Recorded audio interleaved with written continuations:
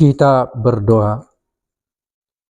Tuhan Allah Bapa di sorga, ini kami anak-anak-Mu datang ke hadapan-Mu, memuji dan memuliakan-Mu, dan memohon kasih-Mu untuk kami boleh mendengarkan firman-Mu hari ini. Amin. Shalom, selamat pagi saudara-saudaraku yang baik hati. Hari ini Kamis tanggal 13 bulan November tahun 2025. Mari kita sejenak mendengarkan firman Tuhan yang tertulis dalam Ulangan pasal 4 ayat 13, demikian firman-Nya.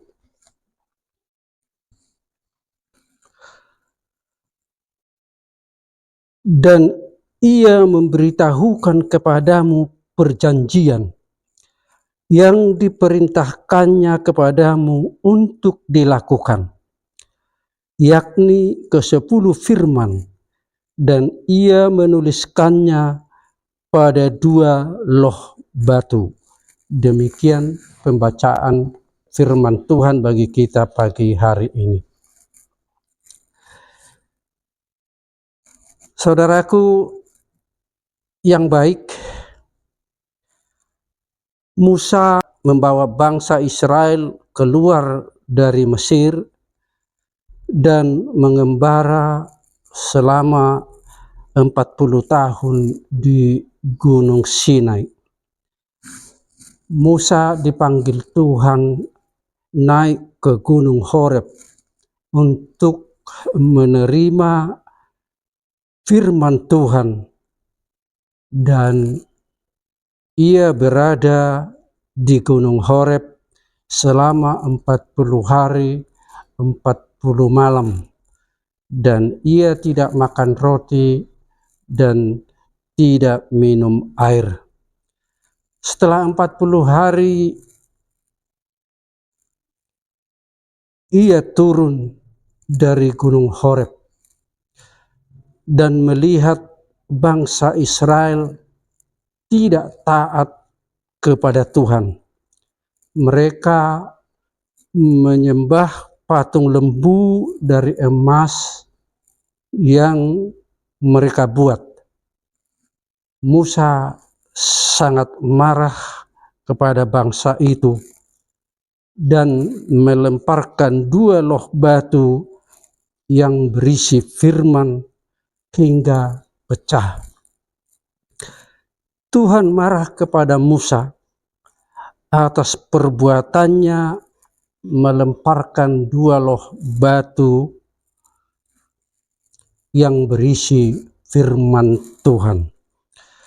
Seluruh bangsa Israel memohon kepada Musa supaya mereka dimohonkan ampun kepada Tuhan.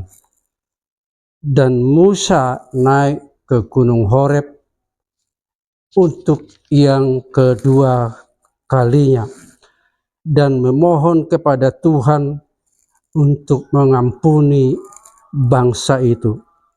Tuhan sangat baik, Ia mengampuni bangsa Israel. Tuhan mengukir 2 loh batu lagi dan menuliskan 10 firman-Nya, sama seperti pada 2 loh batu yang pertama.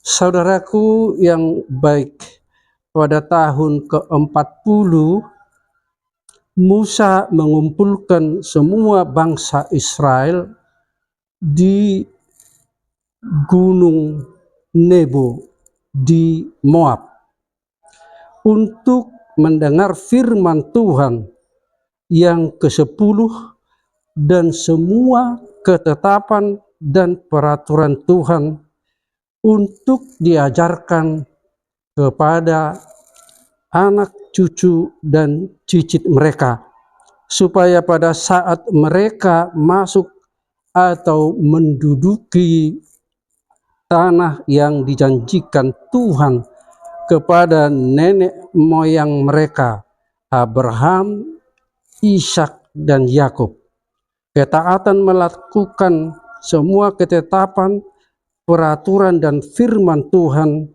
mereka menjadi bangsa yang besar secara rohani dan hidup mereka tentram, aman, dan menikmati susu dan madu yang berlimpah.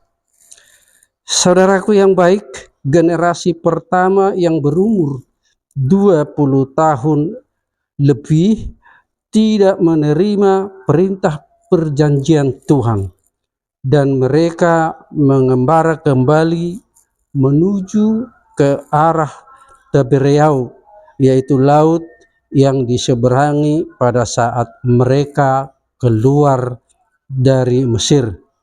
Dan pada saat itu semua generasi pertama punah kecuali 2 orang, yaitu Kaleb bin Jedutun dan Joshua. Nah, saat ini apa relevansinya ayat ini bagi kita pengikut Kristus? Saudaraku, seperti kita ketahui, Allah mengutus anak tunggalnya, Yesus Kristus, datang ke dunia untuk menyelamatkan semua umat manusia yang sudah terpisah dengan Allah sejak ketidaktaatan manusia pertama, yaitu Adam. Yesus Kristus dalam pelayanannya sebagai manusia ilahi banyak melakukan mujizat-mujizat seperti menghidupkan orang mati, orang lumpuh bisa berjalan, orang buta bisa melihat, dan orang kusta ditahrirkan, dan banyak lagi yang lainnya. Yesus anak tunggal Allah diberikan kuasa di bumi maupun di langit. Ia memberi perintah yang tertulis dalam Yohanes 13 ayat 34. Aku memberi perintah baru kepada kamu, yaitu supaya kamu saling mengasihi, sama seperti aku telah mengasihi kamu. Demikian pula lah kamu saling mengasihi. Perintah ini juga ditujukan kepada kita pengikut Kristus untuk melakukannya, yaitu kasih yang sebenarnya, yaitu sabar dan baik hati, tidak iri hati, tidak memegahkan diri, tidak sombong, tidak berbuat jahat, tidak mengingat kesalahan orang, menanggung segala sesuatu, percaya segala sesuatu, berharap segala sesuatu dalam segala hal. Dalam Matius 22 ayat 37 sampai 40. Kasihilah Tuhan Allahmu dengan segenap hatimu dan dengan segenap jiwamu dan dengan segenap akal budimu. Itulah hukum yang terutama dan yang pertama. Dan yang kedua yang sama dengan itu, kasihilah sesamamu manusia sama seperti dirimu sendiri. Pada kedua hukum itulah seluruh hukum Taurat dan kitab para nabi. Saudaraku yang baik, mari kita melakukannya. Kita berdoa. Terima kasih ya Allah Bapa di surga atas kasih-Mu bagi kami, telah memperkenankan kami mendengarkan firman-Mu.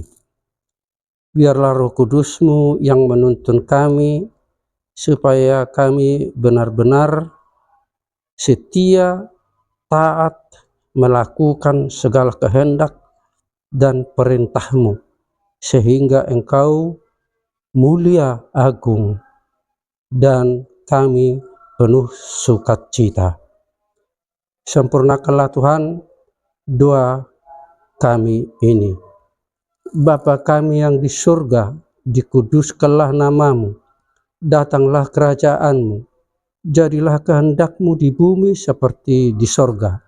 Berikanlah kami pada hari ini makanan kami yang secukupnya, dan ampunilah kami akan kesalahan kami, seperti kami telah mengampuni orang yang bersalah kepada kami. Dan janganlah membawa kami ke dalam pencobaan, tetapi lepaskanlah kami daripada yang jahat, karena Engkaulah yang punya kerajaan dan kekuasaan dan kemuliaan sampai selama-lamanya.